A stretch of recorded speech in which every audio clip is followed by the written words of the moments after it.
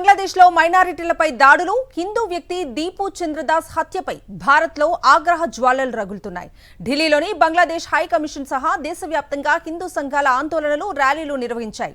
VHP, Bajrang Dal, అఖిల భారత హిందూ బెంగాలీ సంఘటన సహా పలు సంస్థలు ఢిల్లీలోని బంగ్లాదేశ్ ఎంబసీని చుట్టుముట్టాయి. లోపలికి చొచ్చుకు వెళ్లేందుకు యత్నించడంతో బంగ్లా రాయబార కార్యాలయం వద్ద ఉద్రిక్త వాతావరణం ఏర్పడింది. యూనస్ దిష్టిబొమ్మలను ఆందోళనకారులు దగ్ధం చేశారు.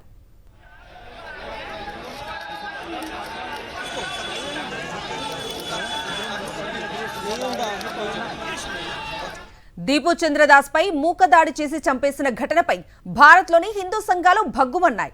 మైనారిటీలకు భద్రత కల్పించడంలో బంగ్లాదేశ్ తాత్కాలిక ప్రభుత్వం ఘోరంగా విఫలమైందని మండిపడ్డాయి.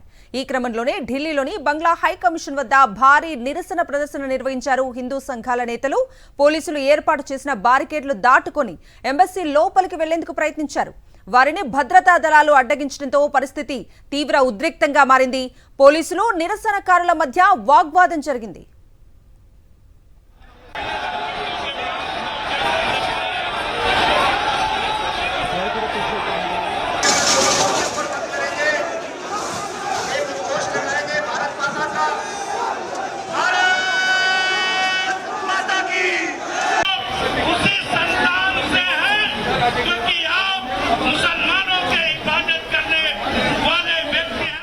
మరోవైపు బంగ్లాదేశ్లోని భారత దౌత్యవేత్తకు యునస్ ప్రభుత్వం సమన్లు జారీ చేసింది. ఢిల్లీ, కోల్కతాలోని తమ దౌత్య మిషన్ల వద్ద భద్రత గురించి ఆరా తీసింది.